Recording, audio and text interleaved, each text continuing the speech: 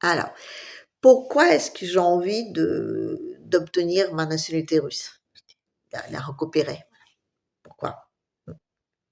Bon, avant toute chose, c'est pour mes enfants. Non, ils me l'ont pas demandé. Non, non, non, non. Non, ils sont même très, très contre parce qu'ils sont toujours dans cette truc-là, je veux dire, de sanguinaire, dictateur, tout ça, je dis, obscurantiste. Oh non, non, je veux le lavage de cerveau a été fait, je dis, à fond. Et même, je dis, c'est avec leur maman, mes propres enfants. Donc, ils ont bien appris qu'il ne faut jamais aborder la question de la grande guerre patriotique parce que c'est très sensible. Pour tout le reste, enfin, je veux dire, non, non, non, je dis, Netflix et tout ça, Hollywood et compagnie, ça, même l'école, hein, ça, bien, bien, bien, bien. Dans leur famille, donc, dans leur belle famille respectueuse, oh, ça m'ouvre tout pas. Non, non, non, c'est bien dictateur, là. Non, non, non.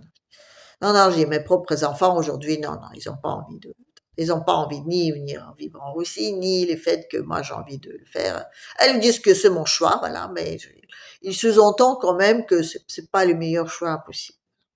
Et moi, je pense que pour eux, en tout cas, ça peut être une bonne éventualité. Peut-être pas tout de suite, mais il faudra un peu de temps pour réaliser, quoi, je veux dire, l'arnaque là, démocratique. Parce que, parce qu'aujourd'hui, l'Occident, je veux dire, il n'y a pas de futur dans l'Occident aujourd'hui. Non. Même si on a envie, comment dire, d'un seul coup, ouais, on va devenir souverain, tout ça, machin, il faudra des années pour remettre tout ça en place. Voilà. En France, par exemple. Parce que je veux dire, on n'a plus rien, il n'y a plus d'industrie. Et d'accord, on va peut-être, on va dire, supposons qu'on va trouver les investisseurs, au miracle. Les investisseurs, donc, ils vont investir qu'on a donc des usines en France. Il faut quand même du temps pour le construire, tout ça. Mais bon, allez, on va compter 2 3 ans. Oui, oui, ça prend du temps. Ça prend du temps. Ça prend aussi du temps de former des gens qui vont travailler là. Et là, c'est plus difficile. Parce que déjà, les gens qui vont travailler, il faut les former dès l'école. Et l'école aujourd'hui, je dis, je suis désolée. Il faut quand même aller. Déjà, d'accord, on va le prendre en moyenne, mais il faudra quand même 3 4 ans avant que ça, comment dire, commence à un tout petit peu réfléchir dans leur tête qu'ils peuvent fabriquer des trucs et pas juste faire des commerces. Et après, il faut donc ouvrir les écoles supérieures, là, vous savez, pour faire des ingénieurs qui savent construire des trucs, pas juste donc les vendre ou faire du finance. Et ça, c'est pareil. Il faut déjà changer la mentalité dans le crâne, et après, donc, il faut les former. Et pour les former, ben, il faut aussi avoir des formateurs. Et il faut former aussi, donc il n'y en a pas tellement. Et il faut du temps pour ça. La Russie, il fallait plus de 20 ans pour se lever de catastrophes dans lesquelles elle s'est trouvée. Et encore, je dis, il y avait les gens que je dis, qui ne l'ont pas totalement oublié. Voilà. Ouais, il y avait la fille de cerveau, oui, c'est vrai. Les États-Unis, ils s'en sortent grâce aux profs russes qui enseignent aux Chinois dans les universités américaines. D'accord. C'est de l'humour, d'accord. Ah, c'est de l'humour quand même qui est quand même assez près de la vérité. Et en Europe, c'est la même chose, sauf qu'il n'y avait pas de fil de cerveau, donc en Europe. Non, non, il y avait donc le fil de cerveau en dehors. Voilà. Aujourd'hui, donc, si vous êtes un ingénieur, si vous voulez donc faire de la recherche, je veux dire, c'est pas en France qu'il faut rester, non. Alors, vous faites dans la finance ou dans un truc un peu en vogue, là, tu sais, les voitures électriques ou je sais pas quoi, là. Ou je veux dire des espèces de trucs d'intelligence artificielle, là. Vous savez, celle qui va tous nous remplacer. Oui, c'est ça, hein, c'est l'enjeu. Oui, oui, c'est même Mimi l'a dit, notre président démocratique Moïlu, là, le français, là. Il a dit que l'enjeu donc, de l'Occident aujourd'hui, c'est la technologie donc, numérique. Voilà. Oui, c'est une solution. Vous savez combien consomme d'eau un courrier électronique, là? À peu près à une centaine de mots. 1,5 litre. Bon, je ne sais pas comment ils le consomment. Non, non, je vois bien comment on consomme de l'eau. Donc, un chat ou un être humain ou même un crocodile, à la limite. Mais comment un courrier peut consommer de l'eau, je ne sais pas. Mais il paraît que c'est que ça. Un courrier électronique d'une centaine de mots, ça consomme 1,5 litre. 1 litre. On va dire qu'il n'est pas très soif. Enfin, quand même, ça a besoin d'eau, l'intelligence artificielle. Et l'eau en Occident, c'est un degré rare. En Russie, il y en a plein. Donc, eux, ils en vendent, voilà. Ils ont donc des gazoducs, ils ont des oléoducs, ils ont aussi des aquaducs. Et donc, tous les républiques du Sud, là, les ex-soviétiques, là, ils ont tous de l'eau qui arrive de la Russie. Ah oui, ils en ont, ils sont tous les formes. Ils sont même sous les formes de glaçons, de la neige, de rivières. Il y a de l'eau partout ici. C'est pas compliqué. En plus, il fait froid. Donc, quand vous avez des machines qui réfléchissent, bah, ça utilise moins d'énergie, je veux dire, pour se refroidir. Et en plus, je veux dire, pour se refroidir, et même s'il faut, je dirais, même s'il fait frais, je veux dire, l'énergie, il en faut. Il n'est pas très cher. Parce qu'ils en ont tous. Ils ont donc de l'énergie, ils ont de la flotte, et ils ont aussi donc tous les, on va dire, tous les trucs pour faire les composants là. Vous voyez. Et ils sont presque autonomes. Et donc eux, ils n'ont pas la problématique là-dessus. Voilà. Ils n'ont pas la problématique de dire, bon, je donne à boire à mon bébé ou à mon Tamagotchi là. Non, c'est plus Tamagotchi, ça s'appelle autrement. C'est ChatGPT, voilà. C'est ça. Oui, le ChatGPT, ça consomme énormément. Mais ça remplace les êtres humains. Supposons par exemple que je serai le maître du monde. Non, supposons, ben, je n'ai pas très lourd de maître du monde, mais ayez un peu d'imagination, s'il vous plaît, d'accord? Voilà. Je suis le maître du monde. Ça y est, vous y êtes? Voilà. Je suis les êtres du monde. Moi, j'ai le choix entre donc les glandus qui ne travaillent pas sur 24 heures sur 24 heures, d'accord? Qui sont tout le temps en train de piailler parce qu'ils ont des trucs à bouffer, là, les hamburgers et compagnie, qui sont malades, qu'il faut encore éduquer, vous voyez, payer leur scolarité, machin, tout ça. C'est la fac de médecine, alors qu'on peut appeler les immigrés. Enfin, bref, la sujet. Enfin, je dirais, des glandus, là, des êtres humains, là, vous voyez, plein, là, les cafards, là, les sans-dents, là. Hein. Et à l'autre côté, j'ai l'intelligence artificielle, qui consomme certes aussi, mais enfin, je veux dire, qui travaille donc 24 heures sur 24 heures, 7 jours sur 7, qu'il faut pas, donc, je dirais, il faut pas lui acheter des couches, hein, il faut pas aller faire des trucs, il n'est pas en train de piailler, enfin, et en plus, je veux dire, je peux le rendre aussi jolie comme je veux, hein, je dis, c'est moi qui décide, c'est moi le chef, hein, voilà. Donc, je dis, si je vais choisir entre les deux, lesquels je vais choisir? Non, juste comme ça, dans le doute. Voilà. Donc, ben, forcément, je vais choisir l'intelligence artificielle, hein, normal. Et les autres, il faut que j'en ai moins, parce que déjà, ça me sert à rien, et en plus, ça consomme ce que je peux pas donner à lui. Voilà. D'accord? C'est logique. Non, je suis désolée. Aujourd'hui, on est dans cette problématique-là. On a la problématique de ressources. Voilà. Et la ressource humaine, aujourd'hui, elle devient inutile puisque j'ai l'intelligence artificielle là. Parce que je suis dans un monde dans lequel je ne peux vivre que à cause de ça. J'ai plus d'usine, j'ai plus rien. Je veux dire, en Occident aujourd'hui, c'est que l'intelligence artificielle qui peut nous propulser. Vous voyez? Enfin, c'est ce qu'on se dit. Mais non, mais c'est vrai, je dis, en Europe, par exemple, qu'est-ce qu'on a comme truc à terre, hein? C'est que les ressources, il n'y en a pas. L'antilope, bon, il y a longtemps, je dis qu'il y a une fuite de cerveau. Donc. Alors, on peut en avoir quand même quelques-uns, donc pour faire marcher l'intelligence artificielle, d'accord. Mais je dis, mais pour ça, aussi, il nous faut donc des ressources. Oui. Il nous faut déjà de la flotte, il nous faut donc de l'énergie, tout ça, et on n'en a pas tellement. Donc, nos glandus en eux, qui ne servent à rien, qui sont très très nombreux, parce qu'en Europe, c'est quand même là où il y a les populations la plus dense, ben ceux-là, il faut les éliminer. C'est mathématique, c'est comme ça. Je veux dire, vous pouvez toujours dire que c'est inhumain, mais on s'en fout des humanités. Enfin, je veux dire, moi, le chef du monde, je m'en fous, quoi. Moi, je calcule, hein. Moi, les humains, je dis, me font plaire, quoi. Ils sont là, je dis, ils sont inutiles. Avant, c'était utile, parce que bon, ils pouvaient faire, donc, je sais pas, ils pouvaient travailler, ils pouvaient faire du service et tout. Aujourd'hui, ça sert à quoi? D'accord. On peut choisir de plus beau, parce que quand même, on a toujours, on va dire, bon, on peut faire le travailleur du sexe, on peut le garder, d'accord. Le cuisinier, d'accord. À la limite, les meilleurs, on peut le garder. Bon, enfin, on n'en a pas besoin tellement, quoi. Vous voyez? On n'en a pas besoin de, les mecs qui vont nous transporter les pizzas, d'accord. Voilà. C'est là aussi, on peut le garder. Mais je dis, mais pour tous les restes, les mecs qui travaillent à l'usine, ça ne sert à quoi? À rien. On a l'intelligence artificielle, on a des machins, des blocs qui tournent. Et en plus, de toute façon, on n'a pas d'usine. Aussi, il y a des usines. Voilà. Aussi, il y a des usines et ils peuvent développer leur intelligence artificielle. Et eux, donc, ils n'ont pas les problématiques de bébé. Non, mais c'est vrai, c'est ça le problème. Parce qu'on peut toujours dire que c'est un dictateur sanguinaire, que c'est tout ça, tout ça. Mais vous voyez, voilà, je vais vous montrer un petit truc là.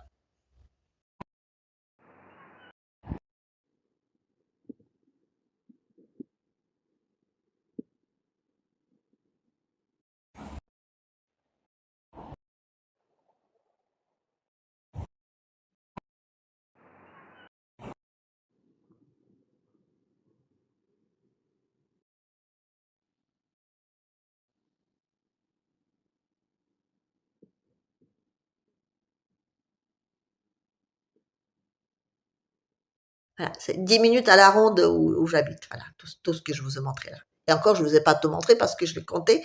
Je suis arrivée à 32 petits terrains de jeu.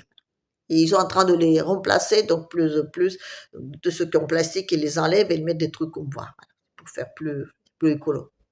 Mais sinon, c'est ça, il y a 32 espaces de jeu là autour de moi, à 10 minutes à pied à la ronde. Je suis désolée, mais là, il n'y a pas photo, quoi. En Russie, c'est une évidence même que eux, ils ont besoin de faire des bébés. Et quand on a besoin de faire des bébés, c'est comme dans les zoos, vous voyez. Quand vous voulez que vos animaux se reproduisent, vous faites tout pour. les animaux qui sont pas heureux, ils vont pas se reproduire. Non, non, ah non, non, non, non, non, non. Un panda qui veut faire un bébé, ce qui est vraiment, je veux dire, et tout l'entourage, il est au petit soin. Hein. Donc c'est comme ça, je dis aussi, mais il faut être au petit soin de l'être humain pour qu'il se reproduise. Voyez. Donc et ça en fait partie. Et ça, c'est pas tout ça. Il y a un autre truc là que je vais vous montrer, tiens.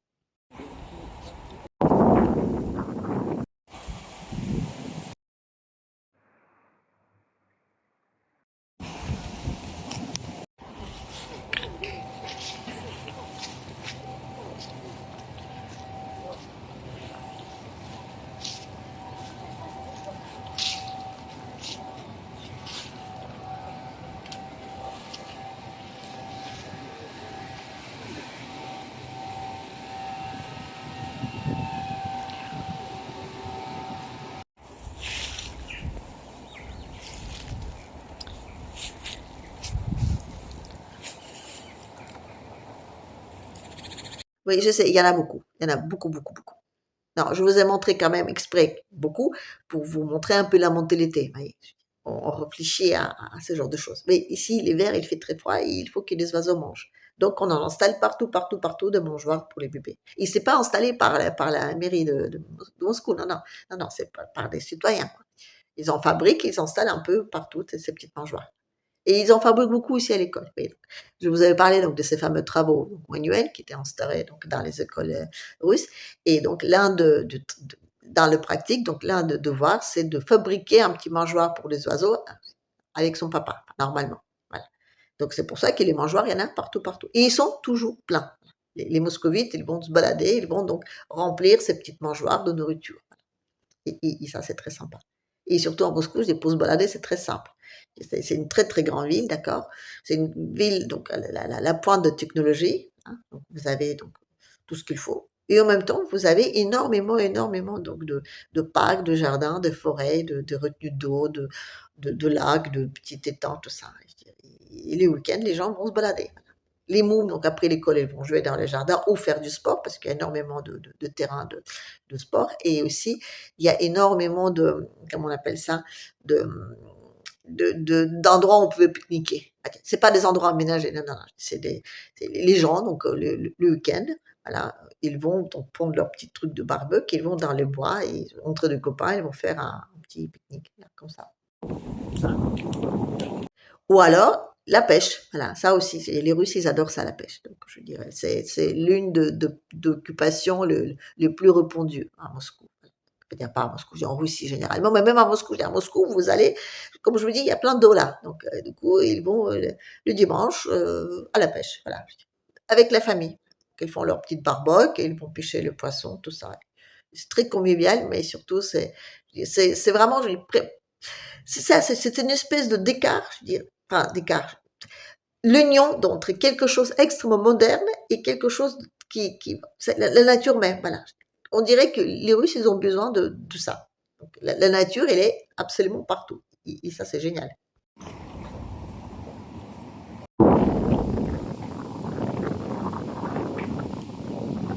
Après, donc, autre chose. Vous connaissez tous, enfin tous, vous avez déjà entendu parler de métro moscovite. On dit que c'est le plus beau métro du monde et c'est vrai qu'il y a des stations qui sont absolument formidables.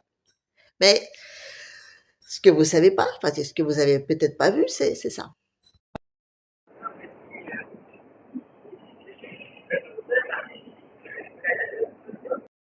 Voilà, c'est les escalators là. Oui, c'est très très profond, d'accord. C'est pas toujours aussi profond, mais enfin souvent c'est profond. Et donc et ça va très vite. Mais c'est même pas ça que je voulais vous montrer. Ce que je voulais montrer, c'est les plafonds là, les murs autour. Vous voyez quand vous avancez comme ça sur l'escalator là, comme ça, vous avez tout cet espace là libre. Vous voyez ce que je veux dire? Quand je dis libre, il n'y a pas de pub. Non, non, il n'y a aucun pub sur ce mur là. Quand vous baladez dans les villes, là, il n'y a pas de pub. Non, non. Les espèces de publicités, là, dans tous les sens, là, je veux dire, comme on a dans le métro parisien, il n'y en a pas. C'est comme ça. Et je suis venue déjà à Moscou, donc il y a quelques années, on va dire, il y a une vingtaine d'années, là, c'était couvert de pubs. Il y avait des pubs dans tous les sens, dans tous les sens. Et là, maintenant, il n'y en a pas. Et vous savez quoi? C'est super agréable. Et puis, il y a encore un truc. Donc, vous avez vu la personne là en bas d'escalator? Ben, il y a toujours une personne assise en bas de l'escalator. Que ce soit un grand escalator ou tout petit, il y a toujours une personne là qui surveille donc le bon déroulement de tout, enfin, de tout ça. Si au cas de danger, donc elle peut appuyer sur le bouton, mais aussi donc elle est là pour, vous pouvez lui poser des questions, vous pouvez, enfin, je veux dire, voyez, je veux dire, c'est humain, ça reste humain, même si c'est tout automatique. Même quand vous rentrez dans le métro, bon, pareil, je dis, vous rentrez, vous mettez votre carte, je dis, moi, je mets ma carte bleue, donc direct. Je n'ai pas besoin d'acheter la carte et tout, et tout. Je peux, donc ça me coûterait quelques centimes moins cher, mais bon, je paye toujours avec ma carte bleue. Donc j'arrive, je pose ma carte et je rentre. Donc tout est automatisé, mais il y a toujours un être vivant là. Vous voyez, si vous avez un problème avec la carte, si vous avez, je sais pas quoi, là, il y a toujours une personne qui est là. C'est souvent des gens âgés, c'est vrai. C'est souvent des personnes qui complètent leur retraite, parce que les retraites en Russie sont pas très fortes. Voilà. À partir de certain âge, donc on va dire à partir de 80, c'est par niveau, donc à partir d'un certain âge, donc votre retraite, étant donné que votre capacité de travail baisse, donc votre retraite augmente. Voilà. Mais c'est souvent les retraités, je travaillent un peu. Et donc, par exemple, vous voyez, la postière. La postière, c'est aussi une personne âgée qui vient, donc, qui apporte bon, la poste, le courrier, mais surtout aussi, elle apporte les retraites. Voilà, pour les fameuses personnes âgées, donc, qui souvent ne font pas tellement confiance aux trucs bancaires. Voilà. Donc, eux, la retraite, elle arrive chez eux directement. Et donc, c'est une petite dame, une petite retraitée aussi, enfin, une soixantaine d'années. Enfin, je suis pas trop loin de cet âge-là aussi, cela dit.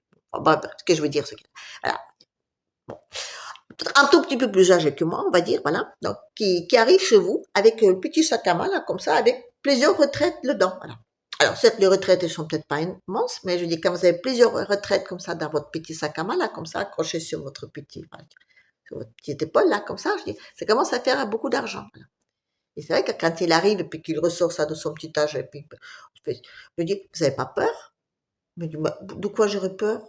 Je dis, papa, je dis, vous êtes toute seule, pour rentrer dans les meubles, comme ça, vous prenez les escalators, vous n'avez pas peur avec tout cet argent-là? Je dis, bah, peur de quoi? Non, ben, elle demande, de quoi peut-on avoir peur, quoi? Voyez? C'est vrai que pour nous, ça paraît ahurissant, quoi. Et même, vous savez quoi, je dis, dans la même série, donc, vous allez à la banque, d'accord? Vous avez plusieurs automates là pour retirer de l'argent. Vous avez une vieille dame qui arrive sur vous et dit, excusez-moi, est-ce que vous pouvez, s'il vous plaît, m'aider à retirer de l'argent? Elle vous donne votre carte bleue, d'accord? Elle vous donne votre code, voilà. Vous retirez de l'argent, elle vous dit merci, il s'en va. Oui, elle peut l'apprendre, c'est vrai, elle peut apprendre à les faire elle-même. Et les jours peut-être qu'il sera volé des sous, elle l'apprendra. Mais pour le moment, pourquoi apprendre? Parce qu'il y a toujours des gens qui sont là pour vous aider. Ah, devant les photomotones, pareil, la même chose. Vous avez besoin de personne âgée qui a besoin de prendre une photo, donc elle va demander est-ce que vous pouvez m'aider. Alors vous êtes là à côté d'elle, vous dites voilà, vous voulez une photo comment? Vous l'appuyez là, vous faites tourner là, les tac tactiles, tout ça, vous mettez la carte ici et tout. Et je veux dire, bon, on s'adresse à moi normal, mais je dis, pas normal, je dis en série, je veux dire, c'est quelqu'un que je connais, donc je sais très bien quand on s'adresse à moi, voilà, on va dire comme ça.